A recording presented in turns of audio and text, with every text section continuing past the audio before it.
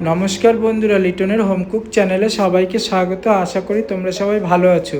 তোমাদের সামনে আজ আমি নিয়ে এসেছি দুটো রেসিপি। যেমন ধরো, অনুষ্ঠান বাড়িতে কিভাবে কাবলি ছোলা রান্না করা আর নান বানানো হয়, ফুল রেসিপি নিয়ে চলে এসেছি। তোমরা ভিডিওটা প্রথম থেকে লাস্ট অবধি দেখবে। আশা করি তোমরাও বাড়িতে এইভাবে বানাতে পারবে। তাহলে চলো ভিডিওটা শুরু করা যাক। তারপরে কাবলি ছোলাগুলো ভালো করে ধুয়ে সিদ্ধ করতে বসিয়ে দেওয়া হয়েছে। একটু দিয়ে দেওয়া হয়েছে হলুদ আর একটু খাবার ছোটা, তাহলে কি হয়, আর লবণ দিলে কি হয়, তাড়াতাড়ি সিদ্ধ হয়ে যায়, নরম হয়ে যায় এবং কাবলি ছোলাটা খেতেও খুব ভালো লাগে। যাই হোক, তারপরে এখন কাবলি ছোলা সিদ্ধ করা হয়ে গেছে। এখন কড়াইতে কাবলি ছোলা রান্না করার জন্য এখন দিয়ে দিতে হবে, তেল গরম করে দিয়ে দিতে হবে রসুন বাটা। রসুন বাটাটা ভালো করে কষিয়ে নিতে হবে।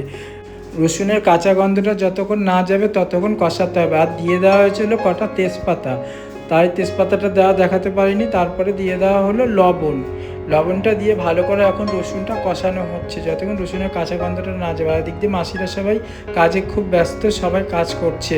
এখন দিয়ে দেওয়া হলো পেঁয়াজ বাটাটা। পেঁয়াজ বাটাটা দিয়ে এখন ভালো করে পেঁয়াজটা কষিয়ে নিতে হবে। আর একটি গামলা নিয়ে নেওয়া হচ্ছে আদা বাটা, কাঁচা লঙ্কা বাটা আর এদিক দিয়ে টমেটো বাটা দিয়ে, কারণ এই মশলাতে দিতে হবে সেজন্য আলাদা একটি গামলায় তুলে নেওয়া হচ্ছে। এখন দিয়ে দেওয়া হলো। এখন ভালো করে এই মশলাটাকে কষাতে হবে। আর একটি ছোট গামলায় জিরার গুঁড়ো, লঙ্কার গুঁড়ো, হলুদ গুঁড়ো কেটে রেখে দেওয়া হয়েছে, কারণ এই মশলাতে দিতে হবে। আর বন্ধুরা, তোমরা ভেবো না যে এই মশলাটা চানার জন্যই তৈরি করা হচ্ছে, কারণ কি অনেকটাই মশলা এখানে। এই মশলাটা দিয়ে দুটো তরকারি হবে, সেজন্য একবারেই করে নেওয়া হচ্ছে। ওই মশলা গুঁড়োটা দিয়ে দেওয়ার পরে লঙ্কার গুঁড়ো, জিরার গুঁড়ো, হলুদ গুঁড়ো, তারপরে দিয়ে দেওয়া হলো একটু সামান্য পরিমাণে টক দই। টক দইটা দিয়ে এখন ভালো করে কষিয়ে নেওয়া হচ্ছে। সামান্য পরিমাণে একটু চালমগজ বাটাও দিয়ে দেওয়া হয়েছিল, সেটা দেখাতে পারিনি বন্ধুরা, কিছু মনে করো না। এখন মশলাটাকে ভালো করে কষিয়ে নেওয়া হচ্ছে। অল্প অল্প জল দিয়ে এইভাবেই কষাতে হয়। তোমরা একবার বাড়িতে এইভাবে বানাবে, দেখবে আশা করি খুব সুন্দর হবে, খেতেও ভালো লাগবে।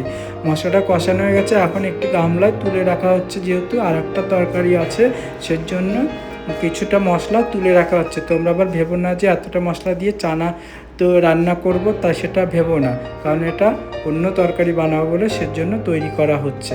তো এখন দিয়ে দেওয়া হলো সামান্য পরিমাণে, মশলাটা তুলে নেওয়ার পরে দিয়ে দেওয়া হলো জল। এই দেখো বন্ধুরা, কারণ ওই মশলাটা দিয়ে আগে অন্য তরকারি করে নিয়েছি। এখন চানার জন্য যে মশলাটা তুলে রেখেছি সেই মশলাটা ঢেলে দেওয়া হলো। এখন এই মশলাটা ঢেলে দেওয়ার পরে এখন এর ভিতরে দিয়ে দিতে হবে সিদ্ধ করা চানাগুলো, দিয়ে ভালো করে কষাতে হবে এবং রান্না করতে হবে। তোমরা ভিডিওটা অবশ্যই দেখবে কিন্তু বন্ধুরা, ভালো লাগলে চ্যানেলটি সাবস্ক্রাইব করে যাবে, লাইক শেয়ার করতে ভুলবে না।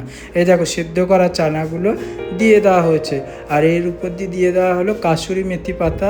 অবশ্যই চানা বানাতে গেলে, অনুষ্ঠান বাড়ির মতন কাবলির চানা রান্না করতে গেলে অবশ্যই দিতে হবে কাসুরি মেথি পাতা। আর দিয়ে দিতে হবে চানা মশলা, কারণ কি চানা মশলা অবশ্যই দিতে হবে, নাহলে ভালো স্বাদ হবে না, কারণ এগুলো অবশ্যই দিতে হবে। এই দেখো, তারপরে আমরাও দিয়ে দিয়েছি, দিয়ে রান্নাটা করছি এইভাবে। এখন ভালো করে খুন্তি দিয়ে নাড়াচাড়া করে নেওয়া হচ্ছে। তোমরা অনেকেই আছো অনুষ্ঠান বাড়ির মতন করে রান্না করতে চাও, অনেকেই আছো পারো না। আমার ভিডিওটা ফলো করবে, তাহলে তোমরাও এইভাবে রান্না করতে পারবে। অনেকে ভাবো যে দেখে যেটা আবার কীরকম রান্না, না, এইভাবে একবার তোমরা রান্না করে দেখবে, আশা করি সত্যি খুব সুস্বাদু হবে। আমার চ্যানেলের নাম হচ্ছে লিটন হোম কুক। তোমরা চাইলে আমাকে বুক করতে পারো, আমি যে কোনো অনুষ্ঠান বাড়িতেই রান্না করি। তারপরে দিয়ে দেওয়া হলো বাটার আর ভাজা মশলা, যেমন ধরো ভাজা জিরের গুঁড়ো আর ভাজা গোটা গরম মশলার গুঁড়ো। তারপরে দিয়ে দেওয়া হলো খোয়া ক্ষীর। বাটারটা দিয়ে দেওয়ার পরে খোয়া ক্ষীর দিয়ে দেওয়া হলো, দিয়ে এখন ভালো করে এখন নাড়াচাড়া করতে হবে। আর দিয়ে দেওয়া হলো Amul fresh cream. Amul fresh ক্রিমটা দিয়ে দেওয়ার পরে এখন ভালো করে একটু ফুটিয়ে নিতে হবে।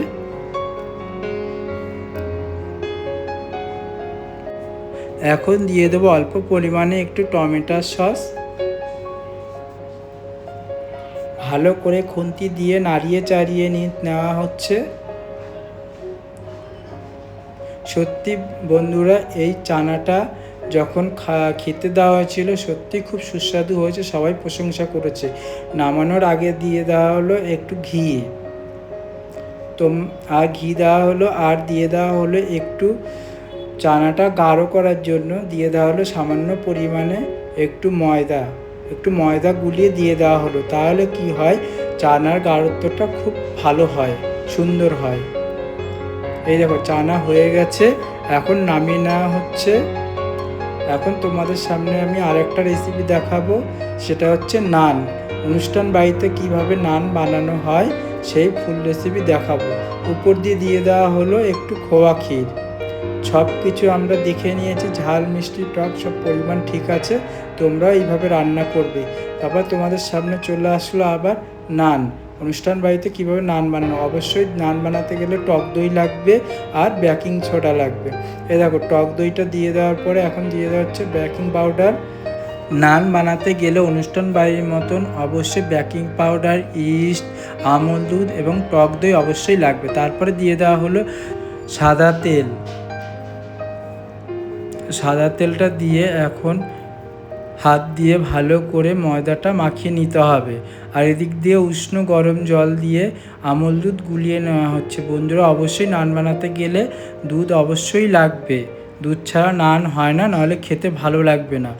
অনেকে আছে ডিম দেয়, আমরা ডিম ব্যবহার করিনি, ডিম ছাড়াই নানটা বানিয়েছি। আর এদিক দিয়ে দাদা ময়দাটা ভালো করে মাখিয়ে নিচ্ছে, ময়দাটা ঢেলে দিচ্ছি। এরকম ময়দাটা যত ভালো মাখাবে, ময়ম দেবে, ততই ভালো হয়। এইভাবে আমরা ময়দাটা মাখিয়ে নিচ্ছি। এখানে 18 কেজি ময়দার নান বানিয়েছি।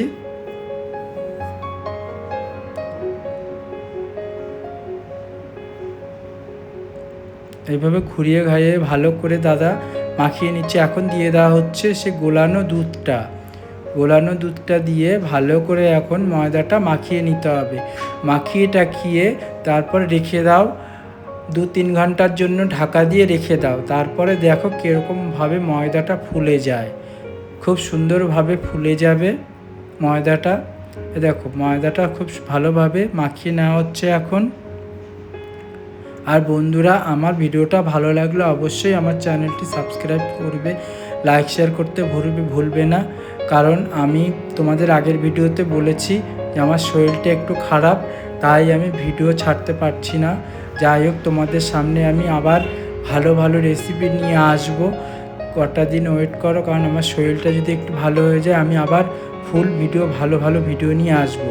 ময়দাটা মাখিয়ে নেওয়ার পরে দেখো এইভাবে মাখিয়ে নেওয়া হয়েছে। এখন সাদা তেল দিয়ে হাতে নিয়ে ভালোভাবে উল্টে পাল্টিয়ে ময়দাটাকে মাখিয়ে নেওয়া হচ্ছে সাদা তেল দিয়ে, তাহলে খুব ভালো হয় এই ময়দাটা। এই দেখো ময়দাটা 3-4 ঘন্টা রেখে দেওয়ার পরে, যেহেতু রাত হয়ে গেছে তোমাদের দেখাতে পারিনি, এখন ময়দাটা দিয়ে হাতে তেল মাখিয়ে লেচিগুলো কেটে নেওয়া হচ্ছে। এই দেখো আঙ্গুলের মুঠো দিয়ে এইভাবে চাপ দিয়ে সব লেচিগুলো কেটে নেওয়া হচ্ছে। একটি টেবিলে ভালো করে ধুয়ে নিয়ে তেল লাগিয়ে এইভাবে লেচিগুলো সব কেটে নিতে হবে এইভাবে। তারপরে তেল গরম করতে বসিয়ে দিয়ে দাও, আর লেচিগুলো এইভাবে বেলনি দিয়ে বেলে গরম নান সব ভেজে নাও।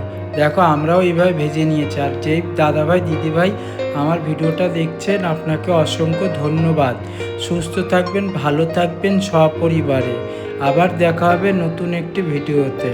নানগুলো সব দেখো বন্ধুরা ভেজে নিয়েছি, প্রত্যেকটা নান এইভাবে ফুলে গেছে, আর ভিতরটা খুব সুন্দর হয়েছে, খেতেও খুব ভালো হয়েছে। আবার দেখা হবে নতুন একটি ভিডিওতে।